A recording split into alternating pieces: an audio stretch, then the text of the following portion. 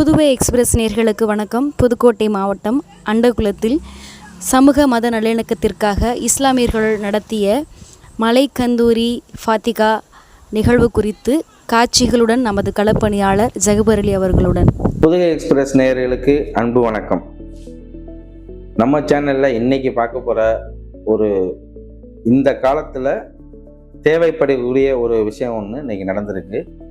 புதுக்கோட்டை மாவட்டம் அண்டகுளம் என்ற கிராமத்தில் மலைக்கந்திரி, அதாவது விவசாயம், மழையை எதிர்பார்த்து பருவம் தவறிய மழைகள், தேவைக்கு ஆன அளவு கிடைக்கப்பெறாத மழைகளினால் வேதனைப்படக்கூடிய விவசாயிகளின் நிலையை கருத்தில் கொண்டு ஒரு 13 ஆண்டுகளுக்கு முன்பு இந்த கந்திரி நடத்தப்பட்டதாக சொல்லப்படுகிறது. முதலில் இந்த கந்திரியினுடைய விளக்கம் தெரிந்து கொண்டமைக்கு அதை தங்களிடம் பகிர்ந்து கொள்கிறேன்.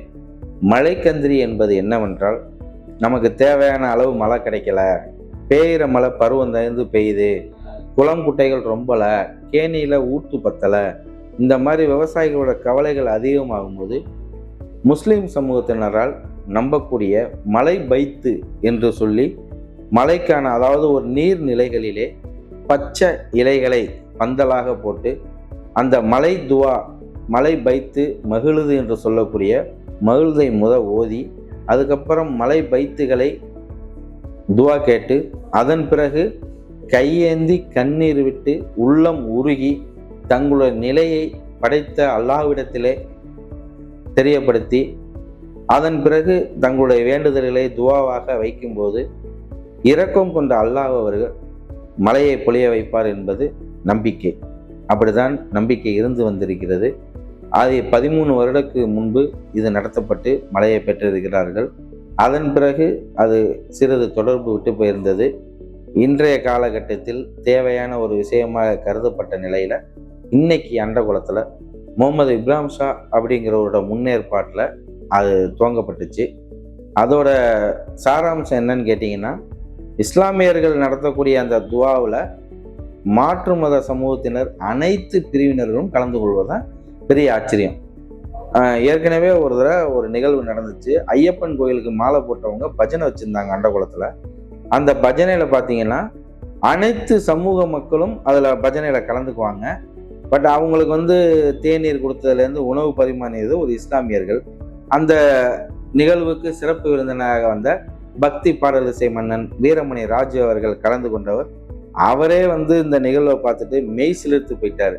நான் எத்தனையோ வருஷம் எவ்வளவோ கச்சேரிகளுக்கு போயிருக்கேன், எவ்வளவோ பஜனைக்கு போயிருக்கேன், ஆனால் இப்படி ஒரு நிகழ்வை நான் பார்த்ததே இல்லை, இந்த ஊரை நான் என் வாழ்நாளில் மறக்கவே மாட்டேன்னு சொல்லி அவர் பெருமிதம் அடைஞ்சிட்டு போனார். இது நாங்கள் நிகழ்வுக்காக பண்ணுறதில்ல, உண்மையிலேயே அண்டகுளத்தில் வாழக்கூடிய மக்கள், அந்த எண்ணத்தில் வாழக்கூடிய மக்கள் தான் அப்படிங்கிறதுல எந்த விதமான மாற்று கருத்து இல்லை. ஏன்னா அவங்களுக்குள்ள இதுவரையும் எந்த விதமான ஜாதி வித்தியாசங்கள், போக்குவரத்துகள் இருந்ததே கிடையாது. கோயிலில் ஒரு நிகழ்வு, ஒரு நாடகம்னா ஒரு நாடகம், ஒரு கரகாட்டம், ஒரு பூ, ஒரு தேர் திருவிழா என்றால் இஸ்லாமியர்களின் பங்களிப்பு இருக்கும்.